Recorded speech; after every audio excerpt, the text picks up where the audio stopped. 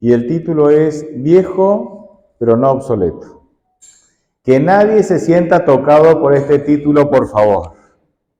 Miren, cuando nosotros observamos la vida de Moisés, podemos dividir la vida de Moisés en algunas etapas. Esto es muy fácil de observar cuando leemos la Biblia. La primera etapa son los 12 años que fue educado por sus padres. Ustedes recuerden que los niños, los niños israelitas en Egipto, no se los dejaba vivir, ¿verdad? Los egipcios intentaban matar a los hijos varones para que Israel no se hiciera grande, ¿verdad? Y algún día atentara contra el gobierno de los egipcios. Pero Amram y Jocabed, que eran padres de fe, conservaron al niño, pero cuando ya el niño no podía ser más escondido, ¿sí? Trazaron todo un plan, ustedes conocen el plan, de dejar al niño sobre una canastita, ¿sí? Flotando en el río, la hermana iba a cuidar, la canastita terminó en manos de la princesa, la hija del faraón, y fue criado después como nieto del faraón y candidato al gobierno, ¿verdad? Así que, pero providencialmente, la niña se acerca y le dice, no quiere que le busque una niñera que se lo críe. Sí, anda, búscamela. ¿Y a quién buscó? A la mamá. Así que la primera etapa de la vida de Moisés son los 12 años que estuvo con sus padres, ¿sí? La segunda etapa fue de los 12 años hasta los 40 años que vivió y fue educado en las cortes egipcias como hijo del faraón. La tercera etapa fueron los 40 años en el desierto de Madián, es decir, desde los 40 años hasta los 80 años. Y la cuarta etapa es desde los 80 años hasta los 120, dirigiendo al pueblo de Israel, básicamente en el desierto. Déjenme hablar muy brevemente de cada una de estas etapas, pero me voy a detener en una. La primera etapa fue clave, porque imagínate vos como papá, como abuela, como tía, como abuelo, te dicen, tenés 12 años para educar a este chico, a esta chica, a tus hijos, a tus nietos, porque después se va a enfrentar a un lugar en donde el paganismo está en su máximo nivel, ¿sí? Donde la influencia pagana y secular está en su máxima expresión. Y vos tenés solo 12 años. ¿Cómo lo educarías en esos 12 años? A veces nosotros como que pensamos que tenemos toda la vida, ¿no? Y es como, bueno, ya lo va a aprender, ¿no? No, en realidad tenemos un periodo bastante corto, porque los chicos, el poder de influencia que tenemos sobre los chicos es bastante corto. Porque después de cierta edad ellos comienzan a tomar sus propias decisiones y ya nosotros no tenemos tanta influencia sobre ellos. Así que esta primera etapa fue clave para poder educar a Moisés y prepararlo para todas aquellas influencias paganas y seculares que iba a enfrentar en la segunda etapa de su vida, ¿sí?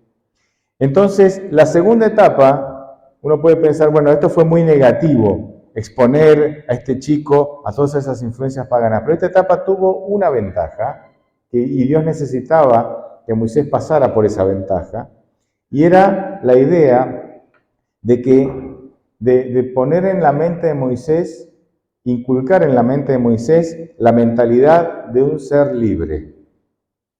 Porque Dios no podía liberar a un pueblo que llevaba muchísimos años en la esclavitud con alguien que tuviera mentalidad de esclavo. Dios necesitaba a alguien que tuviera mentalidad de ser libre. Y entonces Moisés, en esos 28 años que pasó en Egipto, ¿sí? En las cortes egipcias, si bien aprendió cosas que después tuvo que desaprender, hubo cosas muy interesantes que aprendió, y una de esas es, aprendió a vivir y a apreciar la libertad. Y esto era fundamental para que él fuera el líder fuera el líder del pueblo, fuera el líder del movimiento a través del cual Dios liberaría ¿a quién? A Israel.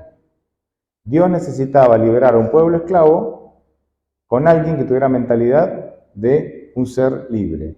¿Cuáles son las características, ¿sí?, de la mentalidad de esclavo? La mentalidad de esclavo tiende a anclarse, tiende a no crecer. La mentalidad de esclavo pierde la capacidad de adaptarse. La mentalidad de esclavo prefiere lo malo conocido que lo bueno por conocer, aunque lo malo conocido no lo satisface, pero igual se prefiere anclarse ahí. Y Dios sabía que con esa mentalidad Israel no saldría. De hecho, el pueblo de Israel mostró que tenía esta mentalidad en muchas ocasiones, porque mientras transitaban en el desierto, en más de una ocasión, ¿qué pidieron ellos? Volver, porque la mentalidad de esclavo es, prefiero lo malo conocido que lo bueno por conocer. Aunque lo malo me hace mal, y sí, mataban a mis hijos allá, nos esclavizaban allá, pero prefiero ir allá donde matan a mis hijos y a mis nietos, y donde somos esclavos, pero yo ahí conozco, la rutina ya la conozco. Me levanto, me azotan, trabajo, me azotan y voy a dormir. Listo, no es lindo, pero ya me acostumbré y aparte sé lo que va a venir. Lo bueno por conocer a veces tiene un grado de ¿qué? De incertidumbre. ¿Y qué será? Y no sé, las promesas de Dios son buenas, pero ¿qué va a hacer? Y no sé, hay que animarse, hay que transitar por fe y animarse. Bueno, la mentalidad de esclavo dice no, prefiero lo malo conocido, prefiero el pecado conocido que la victoria por conocer. Porque claro, la victoria conlleva decisiones que me van a llevar a tener experiencias que tal vez sean desafiantes, pero ¿cuál es el resultado final? La victoria sobre el pecado. Bien, podemos entrar entonces ahora a la tercera etapa. La tercera etapa entonces, que fueron los 40 años en el desierto, se caracterizaron por desaprender. Porque en los años que estuvo en Egipto, aprendió a tener mentalidad de persona libre, esencial para liberar a Israel, pero también aprendió cosas negativas, ¿sí? Y en el desierto, él tuvo que desaprender esas cosas negativas. Tuvo que desaprender a darle demasiada importancia a su orgullo. O sea, tuvo que aprender a ser, ¿qué? Humilde. Tuvo que desaprender la autosuficiencia. Dejar de ser autosuficiente para empezar a ser ¿qué? Más dependiente de quién? De Dios, ¿sí? Tuvo que desaprender la confianza en sí mismo. Tuvo que desaprender eso. Tuvo que desaprender métodos de trabajo centrados en el hombre. Porque evidentemente él quería liberar a Israel con métodos humanos. Hechos 7, en esta declaración que hace Esteban antes de ser apedreado, ahí se menciona que Moisés había sido instruido por ángeles de que él iba a ser el libertador de Israel. Y esto de matar al egipcio y enterrarlo era la primera acción libertadora de él para con su pueblo. Ahora, ¿esos eran métodos divinos o métodos humanos? Humanos. Por la manera que había sido educado en las cortes egipcias, él creía que esa era la manera de liberar a Israel. Obviamente para Dios era muy diferente. Fíjense lo que dice Moody. Moody fue, hace algunos años atrás, un gran escritor y un gran predicador. Dice, Moisés pasó sus primeros 40 años pensando que era alguien. ¿Sí? Pensando que era alguien. Luego pasó sus siguientes 40 años en el desierto pensando que no era nadie. O sea, desaprendió, ¿no? Y dice, y luego pasó por fin sus últimos 40 años descubriendo lo que Dios puede hacer con un don nadie. Interesante, me gustó el resumen. Fíjense lo que dice Patriarcas y Profetas, página 253. Dice, había otras lecciones que Moisés habría de recibir en medio de la soledad de las montañas, en el desierto. En la escuela de la abnegación y las durezas, había de aprender a ser paciente y a temperar sus pasiones. Este Moisés apasionado, que cuando las cosas no salían bien, mataba a egipcios y los enterraba, en la escuela de las durezas y las abnegaciones en el desierto y las montañas, en esos 40 años ahí, él aprendería, ¿sí?, a temperar. ¿Qué es temperar? A moderar, a controlar sus pasiones. ¿Sí? Habría mucho que hablar ahí, pero bueno, paso porque no es el tema. Cuarta etapa. La cuarta etapa se caracterizó por desarrollar una fe y una confianza en Dios en medio de las circunstancias más difíciles, creo yo, que algún líder alguna vez tuvo que vivir. Se cree que salieron entre 1 millón y 2 millones de personas, ¿sí? Ahí son los cálculos, vamos a poner un promedio, 1,5 millones de personas con todos sus enseres y con todos los animales de Egipto cuando fueron liberados, ¿sí? Después de la 10ª plaga. O sea, Moisés tuvo que liderar un pueblo de 1,5 millones de personas. ¿Ustedes creen que es fácil liderar a un pueblo de 1,5 millones de personas con las características que leemos? No era que eran dóciles, no eran que decía, sí, Moisés, lo que tú quieras, no era que andaban aplaudiendo, no era que les sobraba fe y confianza en Dios cuando faltaba el agua, cuando faltaba el alimento, que nunca faltó, sencillamente Dios a veces permitía que empezara a escasear, ¿para qué? Para ver si había confianza en ellos, ¿verdad? Porque nunca les faltó. De hecho, dice que la ropa y el calzado se agrandaba a medida que ellos iban creciendo. Las chicas un problemón tenían ahí, ¿no? Chicas, la misma ropa, 40 años. Qué problema, ¿no? Nosotros los varones somos más básicos, ¿no? Misma camisa, mismo pantalón, nos arreglamos. Las chicas hubieran sido un problema ahí. Realmente fue tremendo esta etapa de Moisés, ¿sí? Que se caracterizó porque él tuvo que desarrollar una fe y una confianza en Dios en medio de circunstancias dificilísimas. Pero, esta etapa, y me voy a detener un poquito más acá, porque esta etapa, o parte de esta etapa, fue totalmente innecesaria para la vida de Moisés y para la vida del pueblo de Dios, de Israel, ¿sí? ¿Por qué? Porque no era el plan de Dios que Israel con Moisés pasaran 40 años en el desierto. ¿Era el plan? No. El plan básicamente era sacarlos de Egipto y más o menos, hay algunas discrepancias, pero más o menos 3 meses después, entraran ¿dónde? A la tierra prometida, la tierra que fluye leche y miel. Y esa expresión habla de una tierra llena de abundancia y bendiciones. Así es que esa era la cuarta etapa, entrar a la tierra prometida. Sin embargo, pasaron 40 años en el desierto. Y acá saco una primer gran conclusión. Algunas etapas de nuestra vida son el fruto de las malas decisiones de otro. Algunas etapas de nuestra vida, y pueden ser largas, son el fruto de malas decisiones de otros. Porque a Moisés no le faltaba la fe para entrar a la tierra prometida. Pero no pudo entrar porque ¿a quién le faltó la fe? Al pueblo. Algunas de las etapas de la vida que nos toca vivir son el fruto de las malas decisiones de otro. Y sí, te puede tocar, y sí. Capaz que ya te tocó. Y te seguirá tocando. Capaz que las malas decisiones de alguien te afectó y eso hizo que vos estés viviendo una etapa que no estaba en los planes de Dios. Pero bueno, chicos, bienvenidos a este mundo. Este mundo es así. Y capaz que otro está viviendo una etapa que no tiene que vivir porque por tus malas decisiones, por tu falta de fe. Bueno, decirle al otro que el mundo es así, ¿qué va a hacer? Todos nos equivocamos. Lo importante es que Dios no te abandona cuando vos tomás malas decisiones. Porque Dios dijo, ¿le faltó la fe para entrar a esa tierra que yo les había prometido llena de abundancia? Sí. Bueno, está bien. Tendremos que ir al desierto, pero yo los voy a acompañar.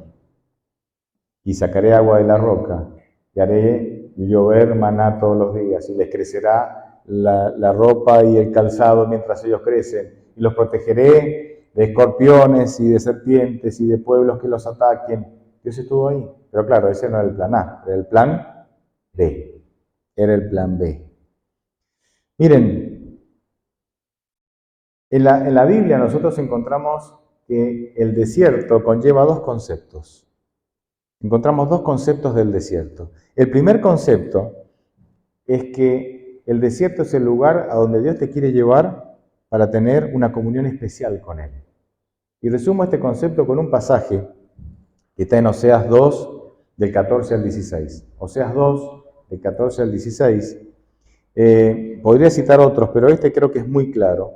Acá Dios le está hablando a su pueblo y su pueblo está representado como una mujer, ¿sí? Y Dios es el esposo, el marido, aquel que la ama y que tiene planes para ella, ¿no? Y dice, pero he aquí que yo la atraeré y la llevaré al desierto y hablaré a su corazón. Y le daré sus viñas desde allí y el valle de Acor por puerta de esperanza. Y allí cantará como en los tiempos de su juventud y como en el día de su subida de la tierra de Egipto. En aquel tiempo, dice Jehová, me llamará Ishi, mi marido, mi amante. Y nunca más me llamará Baali, mi señor, mi patrón, mi dueño. Acá Dios dice, la llevaré al desierto, le abriré el corazón, la volveré a conquistar, la llenaré de bendiciones. ¿Qué representa aquí el desierto? Aquí el desierto representa tiempo a solas con Dios, sin apuro, sin presiones. Miren, encontrarnos con Dios es como ir a pescar. Yo hace mucho que ya no pesco. Pero vos no podés decir, tengo 5 minutos, me voy a pescar.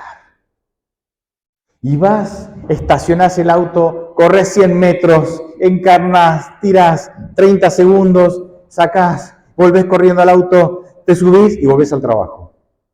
¿Quién pesca así? Vos para ir a pescar necesitas ir con tiempo y paciencia. Encontrarnos con Dios es como ir a pescar. Tienes que ir con tiempo y paciencia. Yo sé que puedes compartir con Dios todo lo que vas haciendo en el día, vas charlando, pero cuando tenés que pasar tiempo con Dios a solas con Él, como dice Jesús en Mateo 6, es tiempo con Él, sin apuro. El trabajo queda de lado, los chicos quedan de lado, me levanto de mañana temprano, que nadie me moleste, tiempo a solas con Él, sin apuro. Y en ese desierto, entre comillas, en ese espacio de tiempo, yo encontrarme con Dios. ¿Y por qué? ¿Por qué necesito ir al desierto? ¿Por qué necesito ese espacio de encuentro con Dios? En primer lugar, para conocerlo a Dios. No hay manera de conocerlo sino a través de pasar tiempo con Él, como pasa con cualquier otra persona. Salmo 46:10 dice, estén quietos y conozcan que yo soy Dios. Seré exaltado entre las naciones y enaltecido en la tierra.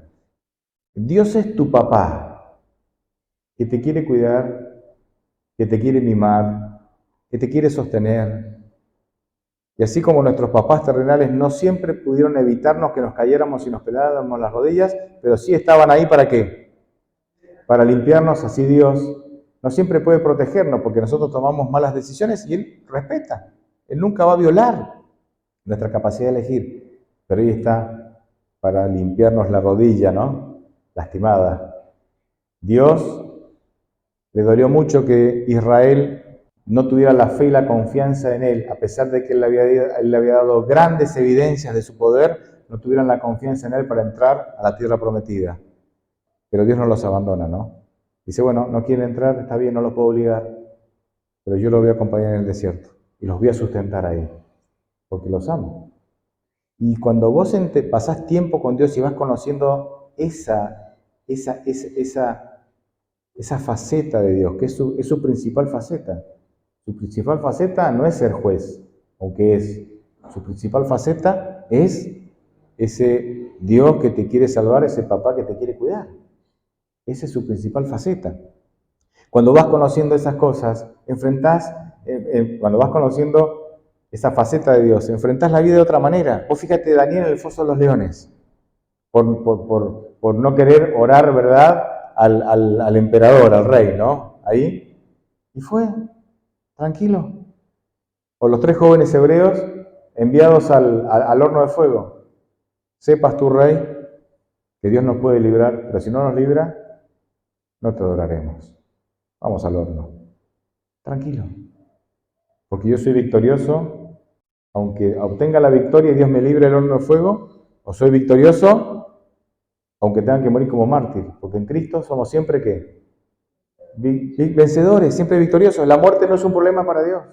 Es un problema para algunos de nosotros que no tenemos resuelto ese tema, pero no es un problema para Dios. Yo puedo morir como victorioso. De hecho, miles y miles de hijos de Dios han muerto así y ya han ganado la victoria, pero la recibirán ¿cuándo? Cuando Cristo venga en su segunda venida. La segunda razón por la cual tenemos que ir a ese desierto, a esos momentos de estar a solas con Dios, es justamente para desarrollar un carácter, para desarrollar nuestro carácter, para que nuestro carácter se vaya pareciendo, se vaya asemejando al carácter de Cristo. Fíjense lo que dice Números 12:3 de Moisés. Este Moisés que arreglaba las cosas matando egipcios y enterrándolos en la arena, ¿no? Este Moisés, fíjese, años después de pasar tiempo con Dios, lo que dice Números 12:3 de él, dice, Moisés era un hombre muy manso, más que todos los hombres que había sobre la tierra. ¡Wow! Este asesino, ahora, el más manso de todos, porque pasó tiempo con Dios. Entonces Dios fue cambiando su carácter y fue asemejándose al carácter de Cristo. Esa es la primera connotación del desierto, es la parte linda. El desierto es ese lugar en donde Dios se quiere encontrar con vos, para que vos lo conozcas, para que desarrolles confianza en Él, para desarrollar un carácter semejante al de Cristo, para que tengas compañerismo con Él, para que le entregues tu vida y te dejes cuidar por Dios. Pero el segundo concepto, la segunda connotación que tiene el concepto de desierto en la Biblia, es que el desierto es el lugar que vos elegís transitar cuando te falta fe para confiar en las promesas de Dios y entrar a la tierra prometida. Repito, el desierto es el lugar que vos decidís transitar cuando te falta fe para confiar en las promesas de Dios y entrar a la tierra prometida. Dios dice, tengo un plan para vos, tengo promesas, todo esto es para vos. Si te falta fe para transitar ese camino, si te falta fe para transitar ese plan, si te falta fe para recibir esas promesas, y bueno, entonces vas a tener que caminar en el desierto. ¿Era voluntad de Dios? No. Fue tu decisión. Y tal vez vos ahora estás pasando por ese desierto. Tal vez ahora estás viviendo el desierto que elegiste transitar porque no te animaste a seguir los planes de Dios. No te animaste a casarte con el hombre o la mujer que Dios tenía para vos. No te animaste a aceptar el llamado a trabajar en eso, en donde Dios tenía preparado para vos, que vos fueras un misionero ahí. No te animaste a dar ¿por qué no? Dar tus recursos para ese proyecto, que hubiera sido una bendición para vos y para la iglesia. Y bueno, no te animaste, no tuviste la fe, no quisiste confiar. Y entonces ahora tenés que transitar por el desierto. ¿Dios te va a abandonar? No, pero no es el plan A, es el plan B. Y el plan A siempre es mejor que el B. Y aquí viene la parte más dura, pero más jugosa, ¿no? Del mensaje, para mí por lo menos. Cuando nosotros vamos al texto y nos encontramos que Israel no tuvo la fe necesaria para entrar a la tierra prometida, Dios dijo lo siguiente: los de 20 años para abajo entrarán algún día, junto con Josué y con Caleb, que tenían más, pero habían tenido la actitud correcta, la actitud de fe, correcta. Los de 21 para arriba no entrarán a la tierra prometida. ¿Pueden morir salvos en el desierto? Claro que sí, pero será en el desierto, no en la tierra prometida, no viviendo las promesas que el Señor tenía para tu vida. Dios consideró que los de 20 años para abajo eran moralmente no responsables por la mala decisión de no entrar. Así que los eximió de esa responsabilidad. 20 para abajo no son moralmente responsables por la mala decisión de no entrar a la tierra prometida. 21 para arriba son moralmente responsables por la mala decisión de no entrar a la tierra prometida. En otras palabras, los adultos y adultos mayores fueron los responsables por no entrar a la tierra prometida. Si yo tuviera 20, 19 y les dijera esto, ¿qué dirían ustedes? Este joven viene a burlarse de nosotros. Pero yo tengo mucho más que eso. Yo, si hubiera estado ahí, sería de la generación culpable por no entrar en la tierra prometida. ¿Me entienden, no? Y acá yo aprendo otra gran lección de este incidente, de la falta de fe que tuvieron los adultos y adultos mayores y que los llevó a tomar la mala decisión de no entrar en la tierra prometida, que era el plan de Dios. ¿Saben cuál es la segunda gran conclusión? Que a veces Dios necesita que desaparezca toda una generación para poder empezar de nuevo con las generaciones nuevas. ¿Tiene que ser así? No necesariamente. Porque con la nueva generación que sí entró 40 años después a Canaán, entre ellos estaba ¿quién? Josué y Caleb, que ya tenían como 80. O sea, no es una cuestión de edad, no es que Dios aborrece a los grandes y ama a los jóvenes, no. El plan es para todos, pero Dios dice, a veces los adultos y los adultos mayores se aferran a esta mentalidad de esclavo, no quiero cambiar, las cosas siempre las hice así, no me pienso adaptar, se aferran a esa mentalidad de esclavo y Dios en su amor los acompaña hasta que vayan al descanso, pero Dios necesita que desaparezca esa generación para empezar a trabajar con una generación nueva, más abierta y con más fe, más abierta a los planes de Dios y con más fe para enfrentar los planes de Dios. Yo cuando me di cuenta de esto, cuando Dios me guió hacia esta reflexión, yo dije, wow, yo quiero ser como Josué y Caleb, ¿me entienden, no? Ya me duelen los huesos, pero la actitud tiene que ser la de los jóvenes. Y hay algo que culturalmente se nota, y no hace falta ser un erudito para darse cuenta de esto. En todas las culturas, cristianas y no cristianas, ¿sí? En todas las culturas siempre hubo un cuerpo de ancianos, que eran los líderes naturales y hasta espirituales de esa región o de esa cultura. Con diferentes nombres. En la Biblia lo vemos. Vemos que había un cuerpo de ancianos. De paso, de ese cuerpo de ancianos salía el Sanedrín, que era el gobierno, era aquellos ancianos que gobernaban ¿qué? A Israel. En el Antiguo Testamento vemos que cuando había que juzgar a alguien, los ancianos se juntaban en la plaza del pueblo. La plaza del pueblo no es como acá. La plaza del pueblo eran las puertas de la ciudad, a esas ciudades amuralladas, y ahí quienes juzgaban entre inocente y culpable, o si tenían que favorecer a uno a otro. ¿Quién eran? Los ancianos. Porque ¿qué pasa? En tiempos cuando la sociedad cambiaba cada muchos años, cuando la sociedad generaba cambios cada 200, 300 años, hay registros de que la sociedad cambiaba cada 1000 años. Cuando la sociedad generaba cambios cada tantos años, los ancianos eran una fuente de sabiduría y ¿qué? Y conocimiento. Hace 500 años a las chicas se las conquista de la misma manera. Entonces el nieto, ¿qué le decía al abuelo? Abuelo, ¿cómo conquisto a aquella chica que me gusta? Y el abuelo, ¿qué le decía? ¡Ja! Es que yo te voy a enseñar. Y el abuelo le daba, ¿no? Porque siempre se hacía igual.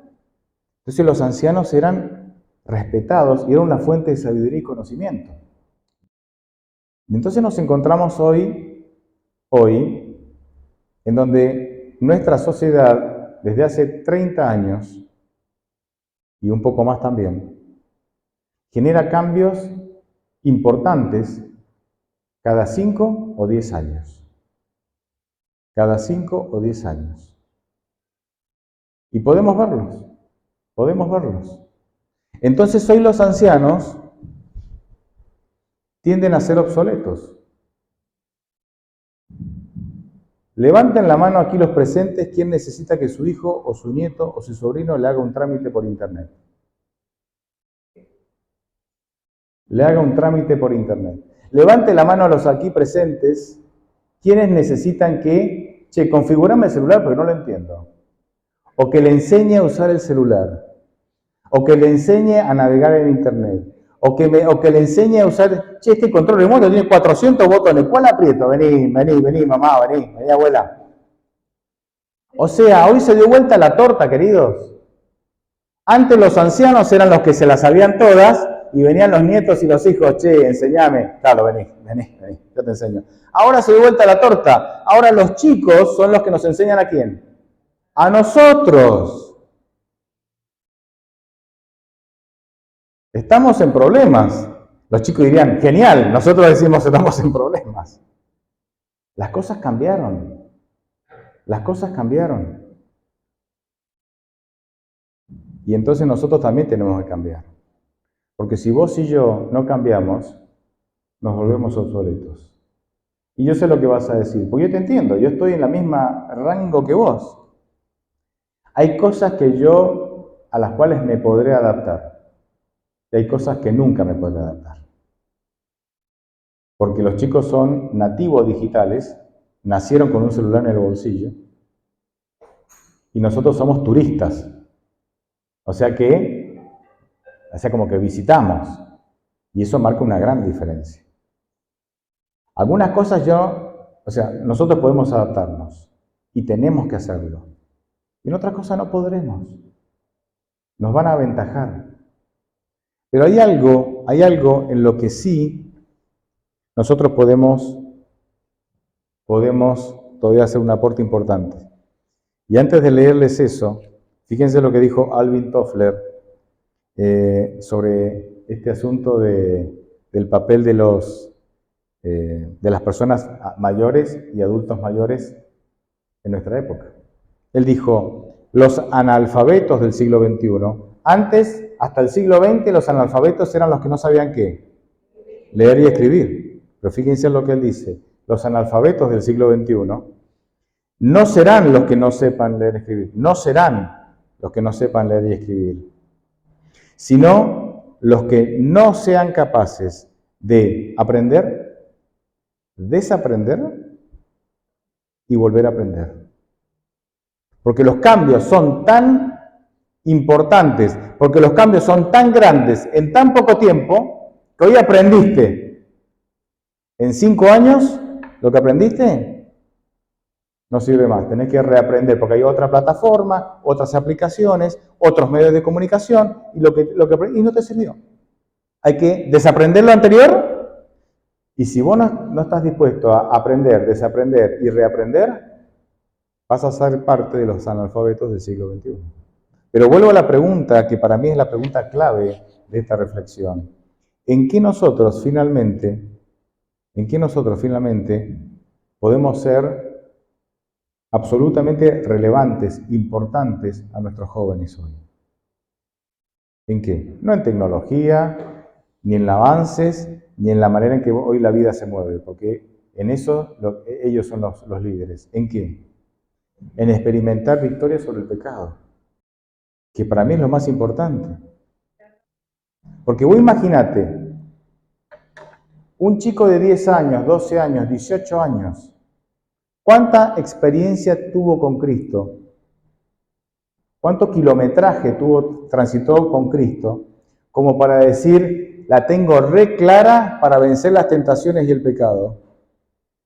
¿Y cuánta experiencia tenés vos? ¿Cuánto kilometraje recorrido tenés vos con Cristo? Que tenés 50, 60, 70, 80 años. Se supone que vos que tenés 50 años en la iglesia, 50 años con Cristo, 40 años con Cristo, no sé, se supone que vos tenés que tener una experiencia con Cristo tal que sos ¿qué? Una enciclopedia en cuanto a cómo vencer las tentaciones y el pecado. Se supone. Y entonces los jóvenes que están absolutamente bombardeados, una sociedad que los castiga, los bombardea de mil maneras para que se alejen de Dios, y obviamente no van a tener, o les va a costar mucho más tener herramientas para vencer la tentación del pecado, ¿a quiénes deberían acudir? A nosotros. Pero ¿saben cuál es la realidad? La realidad es que nosotros hemos pasado mucho tiempo en la iglesia, pero nuestra experiencia espiritual ha sido la misma para la mayoría, no para todos, pero para la mayoría es así.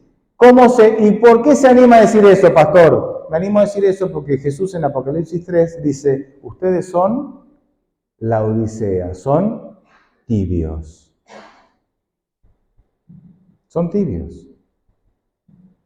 Ni fríos, ¿qué quiere decir fríos, verdad? Lejos de Dios, ni calientes, llenos de fervor, tibios. Pasan tiempo en la iglesia, pero su experiencia espiritual, su relación con Cristo, está estancada. Entonces los chicos no son ningunos tontos, los chicos lo ven y ven que papá tiene el mismo carácter putrefacto. Esta es una palabra para adultos, ¿no? Los chicos ni sabrán lo mismo. El mismo carácter perverso de hace 40 años, aunque va a la iglesia. Ven que mamá tiene los mismos defectos de siempre y la iglesia no le modificó nada. Entonces los chicos dicen, esto no tiene la respuesta, porque yo tengo problemas, estos que llevan 40 años en la iglesia no le solucionan el problema. Y entonces el chico ¿a quién consulta? A sus pares, a sus amigos, que tienen la misma inexperiencia que ellos. Imagínense las respuestas.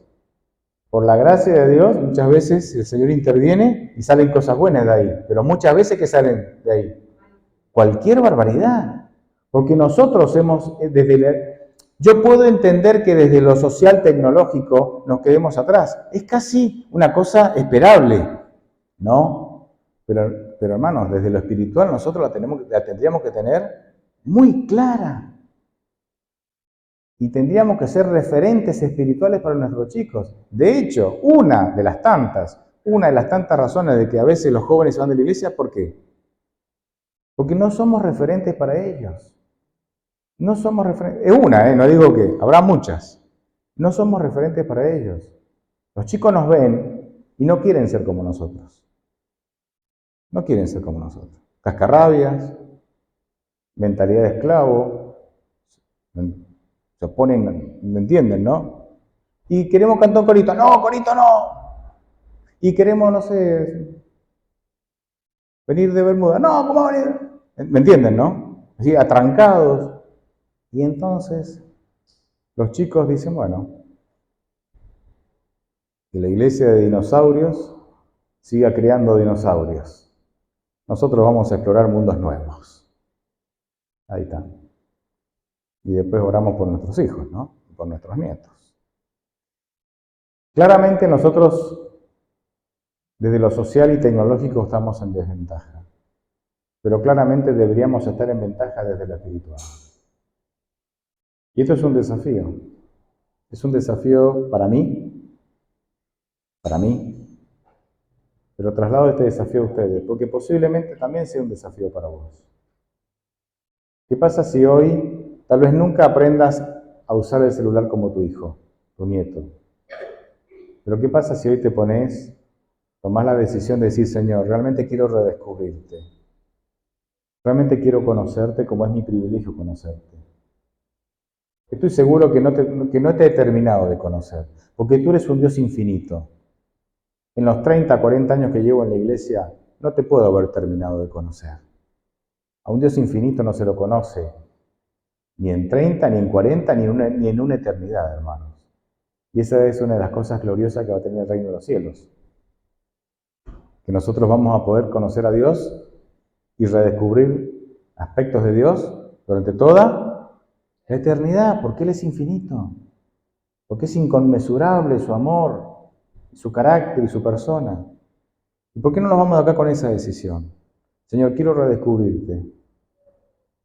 Y quiero que en este proceso de redescubrirte yo pueda encontrar en ti no solamente el amor, sino también los recursos necesarios para poder vencer la tentación y el pecado.